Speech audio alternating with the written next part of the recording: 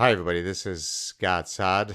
Just got off the stationary bike that I have outside to come in and share this exciting news with you.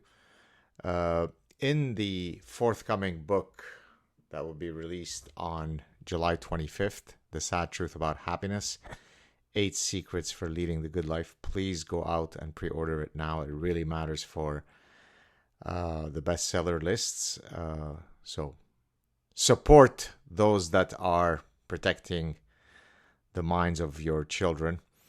In any case, in the book, I talk about various strategies that and mindsets and decisions that can augment the likelihood of you living a good life. And in one of the chapters, I talk about variety as the spice of life. And then I put sometimes, because in some cases, variety is condoned, in other cases it's condemned. So think about, for example, a monogamous marriage. Well, then, even though people might have a desire to stray, you're at least on paper not expected to stray. But of course, the reality is that human beings are a polygynous species. Polygynous basically means one man, multiple women. So there's polygynous. Polygamy just means one with many. Polygynous is one man, multiple women. Polyandry is one woman, multiple men. And roughly speaking, about 85% of documented cultures have allowed for polygyny. The remaining ones are monogamous, and a very, very, very small percentage, well below 1%, is polyandrous. The classic example would be fraternal Tibetan polyandry. In any case, I wanted to tell you today about a way that you can break through your antsiness when it comes to your monogamous union through something that I'd like to introduce into the scientific literature. This is called TransPolygamy. So what TransPolygamy does is the following. As we know from the super smart people who are doing progressive science, like, for example, I in my 2017 testimony in front of the Canadian Senate, I quoted from Harvard, where they said that your gender identity could change daily. It's a situational thing. Monday you could be male, Tuesday it could be. It's very, very fluid. So even though you might be born biologically male, you could self-identify as a woman, but then you could self-identify as something else the next day. And so trans-polygamy is the following. So, for example, in my case, as many of you know, I came out as gay recently because my biological female, what I thought was my wife, has told me that he now identifies as male, and therefore I'm in a same-sex union.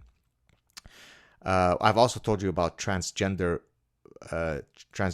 by proxy. This is where, let's suppose you're a gay person and you have slept only with men. You're a man and you've only slept with men. But let's say you're a religious person and this doesn't jive well with your religious teachings. Well, by transgenderism by proxy, if you self-identify all the men that you've slept with as having been women, then that makes you heterosexual. So the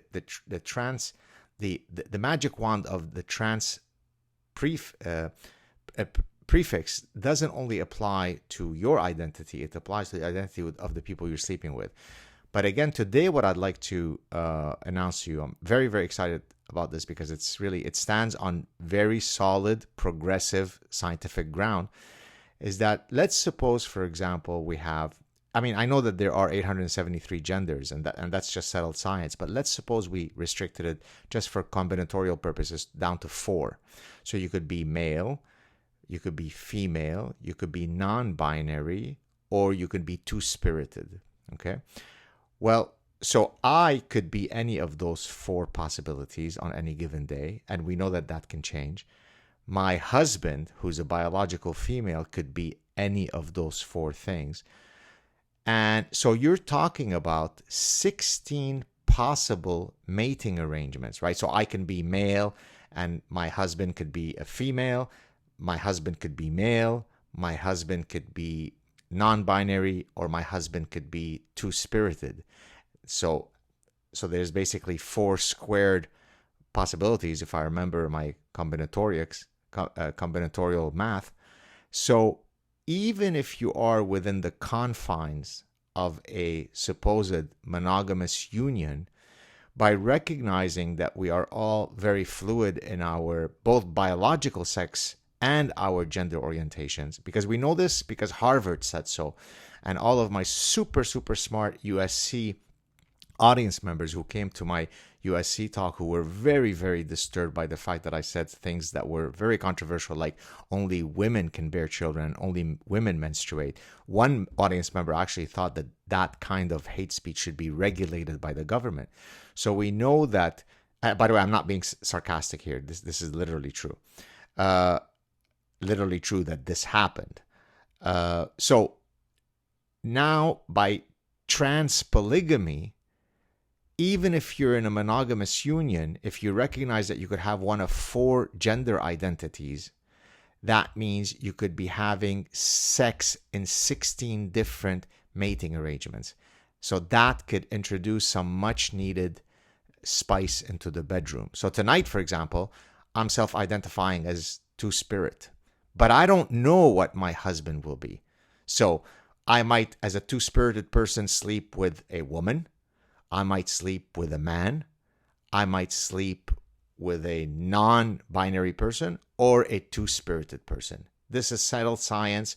Long live TransPolygamy. I wish I could say slowly we inch, quickly we gallop off the cliff into the abyss of infinite lunacy. This is the 21st century. This is what we're wasting time talking about. Take care, everybody.